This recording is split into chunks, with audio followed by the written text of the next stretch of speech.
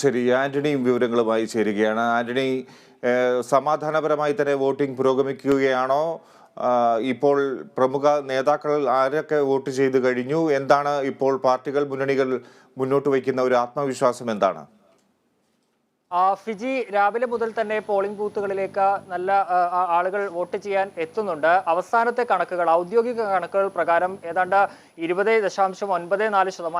11 മണി വരെയുള്ള കണക്കുകളാണ് നിലവിൽ പുറത്തു വന്നിരിക്കുന്നത്. പക്ഷേ അനൗദ്യോഗികമായി പോളിംഗ് ശതമാനം ഏതാണ്ട് 30%-ത്തിലേക്ക് അടുത്തിരിക്കുന്നു എന്നുള്ളതാണ്. ഏതായാലും മികച്ച ഒരു പോളിംഗ് തന്നെയാണ് ഉണ്ടാകുന്നത് എന്നുള്ളതാണ് നമുക്ക് കാണാൻ സാധിക്കുന്നത്. പ്രമുഖ നേതാക്കളെല്ലാം രാവിലെ തന്നെ വോട്ട് രേഖപ്പെടുത്തി.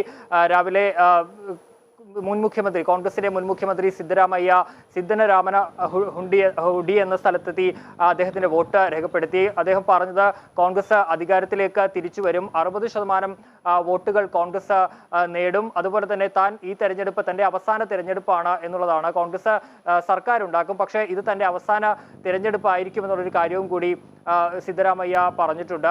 മാത്രമല്ല DK ശിവകുമാർ ഉൾപ്പെടെ അടക്കമുള്ള നേതാക്കളും രാവിലെ തന്നെ വോട്ട് രേഖപ്പെടുത്തിയിട്ടുണ്ട്. യെദ്യൂരപ്പ ശിക്കാരിപുരയിലെത്തി മക്കളോടൊപ്പം എത്തിയാണ് വോട്ട് രേഖപ്പെടുത്തിയത്.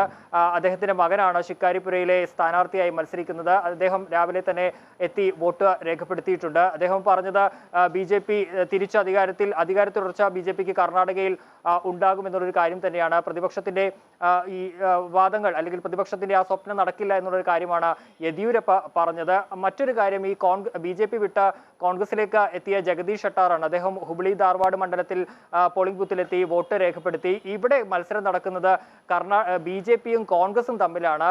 ആ മത്സരത്തിൽ കോൺഗ്രസ് ജയിക്കും, BJP പരാജയപ്പെടും. BJP സ്ഥാനാർത്ഥിയുടെ മുഖം പോലും നാട്ടിലെ ആളുകൾക്ക് അറിയില്ല എന്നതുൾപ്പെടെയുള്ള കാര്യങ്ങളാണ് ജഗദീഷ് ഷട്ടാർ പറഞ്ഞത്. അതേസമയം ചിലയിടങ്ങളിൽ നേരിയ രീതിയിലുള്ള സംഘർഷങ്ങളൊക്കെ ഉണ്ടായിരുന്നു. അത് ബെല്ലാരി, അതുപോലെ തന്നെ ഹസൻ ജില്ലയിലെ ചില പ്രദേശങ്ങളിലൊക്കെ ചെറിയ രീതിയിലുള്ള സംഘർഷങ്ങൾ ഉണ്ടായിട്ടുണ്ട്. അതുപോലെ തന്നെ ഈ മൈസൂർ ജില്ലയിലെ ചാമുണ്ടേശ്വരി മണ്ഡലത്തിൽ ഒരു ഗ്രാമവാസികൾ എലിഗെ ഹുണ്ടി എന്ന് പറയുന്ന ഗ്രാമത്തിലെ ആ പോളിംഗ് ബൂത്തിന് കീഴിലുള്ള ജനങ്ങൾ വോട്ട് ബഹിഷ്കരിക്കുന്ന ഒരു സാഹചര്യം ഉണ്ടായി. കാരണം കഴിഞ്ഞ 5 വർഷമായി അവരെ ആരും തിരിഞ്ഞു നോക്കുന്നില്ല. ഈ ഗ്രാമത്തെ പൊതു ഇടങ്ങളുമായി ബന്ധിപ്പിക്കാൻ ഒരു റോഡ് പോലും ഇല്ല. അതിനിടയിൽ സ്ഥാനാർത്ഥികൾ ആ ഭാഗത്തേക്ക് പോലും തിരിഞ്ഞു നോക്കിയില്ല. രാവിലെ ഈ പോളിംഗ് ഓഫീസർമാർ ബൂത്തിലെത്തി എല്ലാം തയ്യാറാക്കിയിരുന്നെങ്കിലും ആരും തന്നെ അവിടേക്ക് എത്തിയില്ല പോളിംഗിനായി.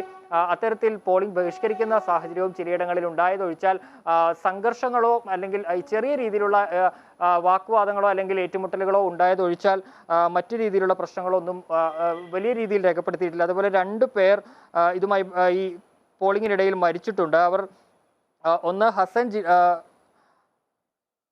2 പേരാണ് മരിച്ചത്. ഒരാൾ വിജയപുരയിലും അതുപോലെ തന്നെ ഹസൻ ജില്ലയിലുമാണ് മരിച്ചിട്ടുള്ളത്. 2 പേർ, ഒരാൾ പോളിംഗ് പൂർത്തിയാക്കി ഇറങ്ങുന്നതിനിടയിൽ കുഴഞ്ഞു വീഴുകയും ഒരു വൃദ്ധ അവർ വോട്ട് ചെയ്യാനായി ക്യൂവിൽ നിൽക്കുന്ന സമയത്തും വീണ് മരിക്കുകയാണ് ഉണ്ടായത്. ഏതായാലും നിലവിൽ സമാധാനപരമായി തന്നെ കാര്യങ്ങൾ പോകുന്നു. തുടർന്ന് കർണാടകയിൽ വോട്ടിംഗ് സമാധാനപരമായി പുരോഗമിക്കുകയാണ്. ഭേദപ്പെട്ട പോളിംഗ് ഇപ്പോൾ രേഖപ്പെടുത്തിയിട്ടുണ്ട്. അൻസലിയും ആന്റണിയുമാണ് അവിടെ നിന്ന് വിവരങ്ങൾ നൽകുന്നത്.